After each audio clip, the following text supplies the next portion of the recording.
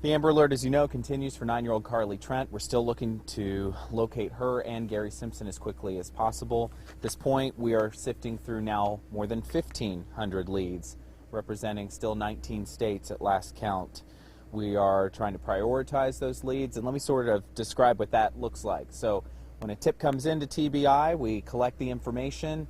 We have agents and intelligence analysts who are working to determine which ones are credible.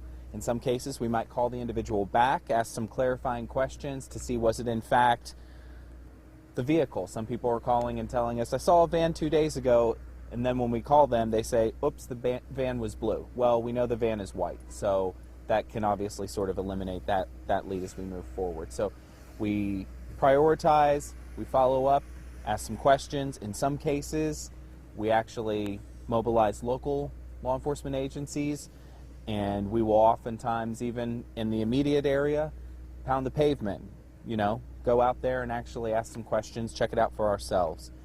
Overnight tonight, there will be some air searching that goes on.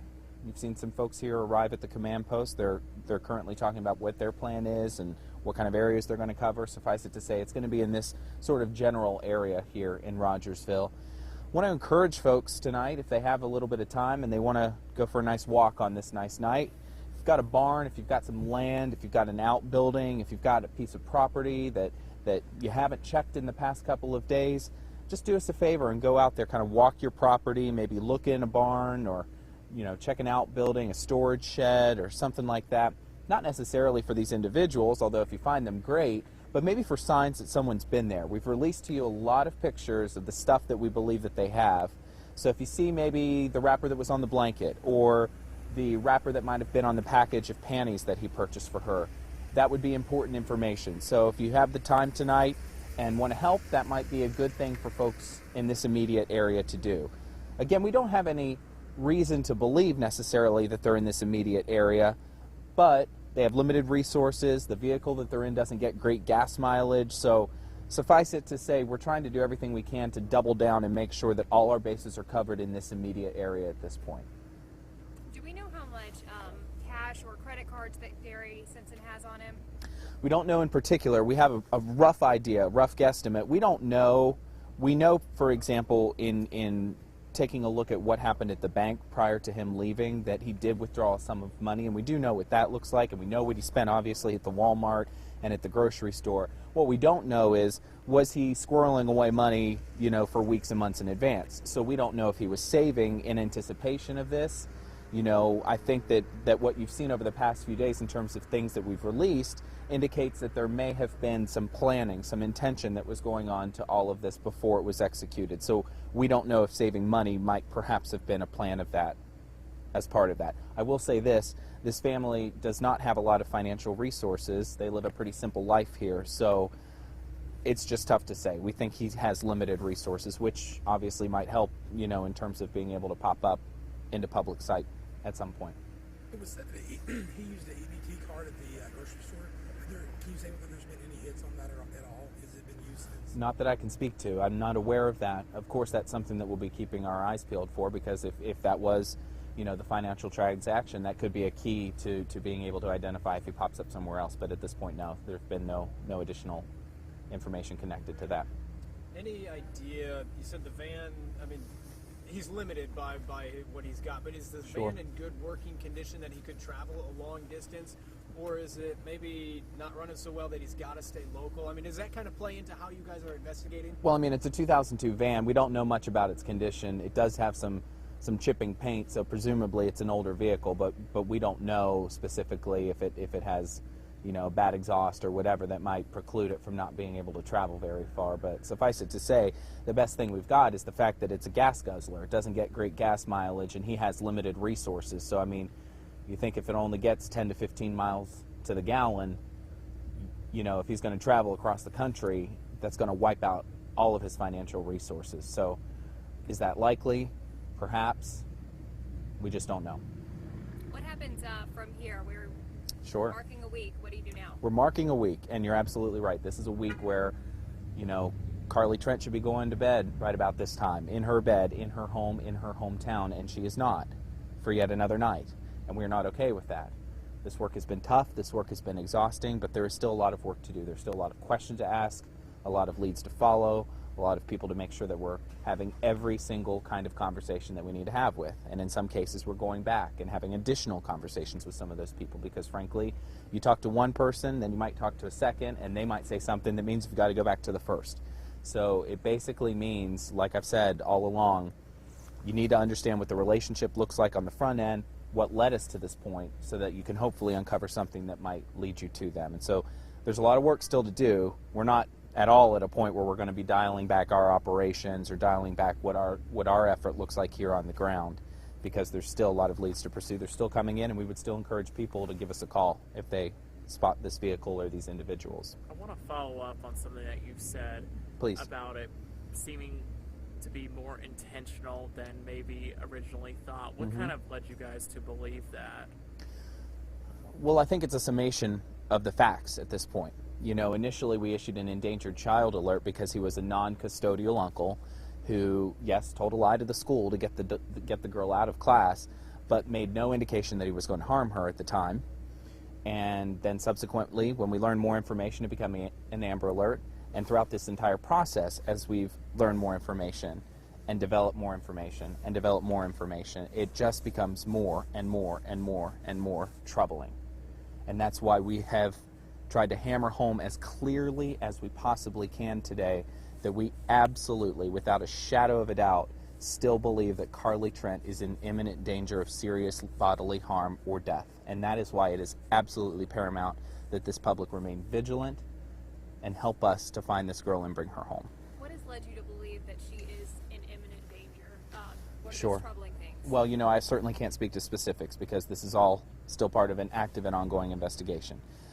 But through the conversations that we've had with people who know both of these individuals, through some of the evidence that we've gathered through our criminal investigation, to the things that he purchased from Walmart, to the intentions of planning, to the execution of the set of events, it all just adds up to this picture that does not leave us feeling at all comfortable about this girl's well-being.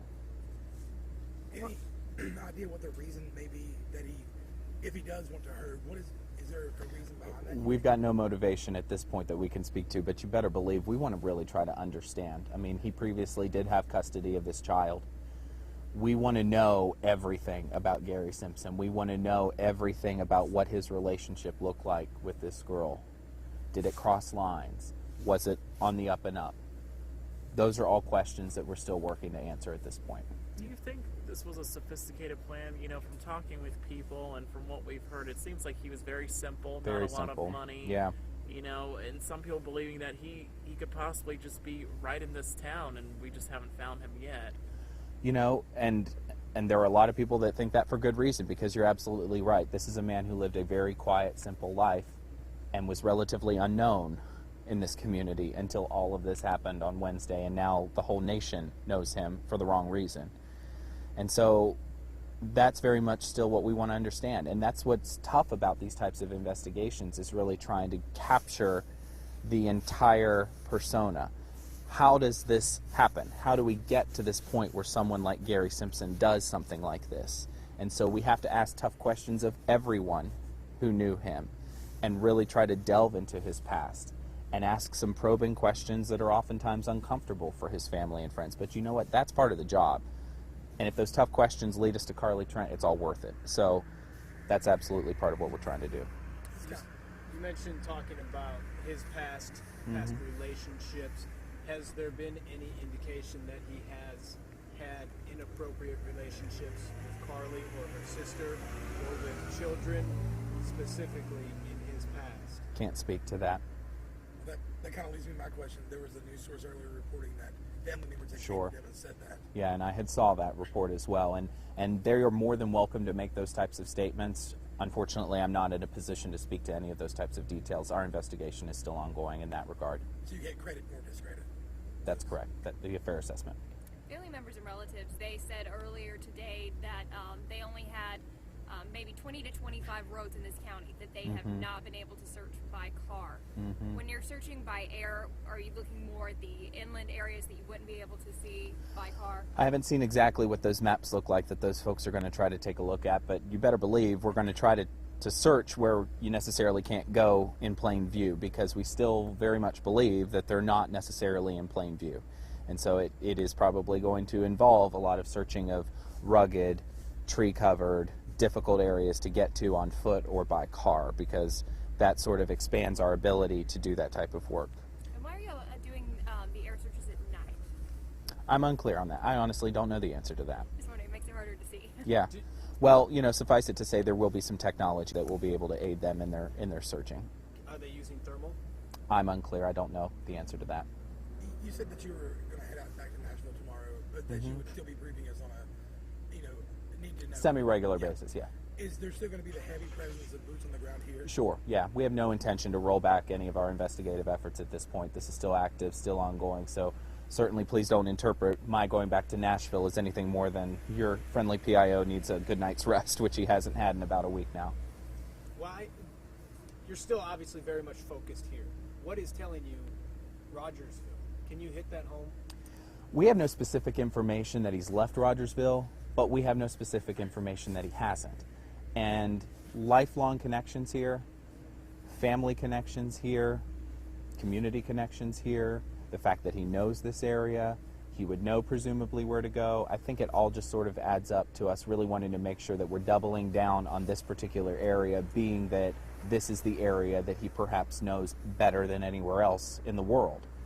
We would not be doing due diligence in our investigative efforts to find this girl if we did not give credit to every lead that came in this immediate surrounding area, and if we didn't execute everything that we had at our fingertips to make sure we were doing everything to search every nook and possible cranny in this area. Compared to other Amber Alerts, I mean, we're going on 7 days here. Right. Is that normal? Is it normally take this long? Well, Amber Alerts are obviously circumstantial. Each one is different, but you're right. They generally do resolve much faster than this one has. However, we still have 3 outstanding Amber Alerts that have been in place for more than a year now. So it's just hard to say. These investigations are tough. It is not unlike a needle in a haystack, and I know that's a cliche, but it's really the fact of the matter. We just don't know. I know that you've had thousands of tips, but we heard that earlier today there was a sighting in Baileyton, Tennessee. Anything on that? We're hearing a lot of these types of things in particular this afternoon, and I think what might be happening, I don't have any specific evidence that speaks to this, but I think what's happening is a lot of newsrooms are listening to scanners and hearing law enforcement talk about, hey, I've seen a van that might match this van, I'm going to pull it over, and then all of a sudden newsrooms are contacting us, or newsrooms are putting that information online as a possible sighting of the van. We would really urge your newsrooms to have a certain degree of caution with those sorts of things. By all means, if you're hearing that type of information, just let us know. Is there any kind of activity or possible sighting in this area? We'd be happy to let you know. But I would just urge a little bit of caution. We certainly want to make sure that the community has hope, but we really don't want to put the community on a bit of a roller coaster thinking, oh, they've been found, they haven't been found, they have been found, they haven't been found. We really don't want to do that. So as for that particular one, again, no confirmed sightings at this point. I don't know in particular if that was one of the tips that was called in or if that was something that was more originated from the law enforcement communication channels. Is that hindering the process? Not necessarily, no. It's all part of the process. And by all means, we want law enforcement to feel like they've got the information, and if they want to be able to communicate and check out vehicles that might match the vehicle, that's fine. We would just say that perhaps we would encourage the media to just be a little bit more judicious in reporting some of those things as actual sightings, because that can oftentimes, if one station puts it on their website, then every station in the state is starting to email us and ask us and wonder if there's actual, progress on some front. Please let it be known in your newsrooms if there is a legitimate sighting and if there is progress, and if we have additional information that says, boom, we think they're in this immediate area, we are absolutely going to let you know. We would never hide that information, because if we can say they're in X city or we have a confirmed sighting in Y city, then that helps maximize the communication of that information to help get that information out fast. Is family cooperating as you circle back and kind of re-ask questions or ask new questions? Are people cooperating to help? Sure.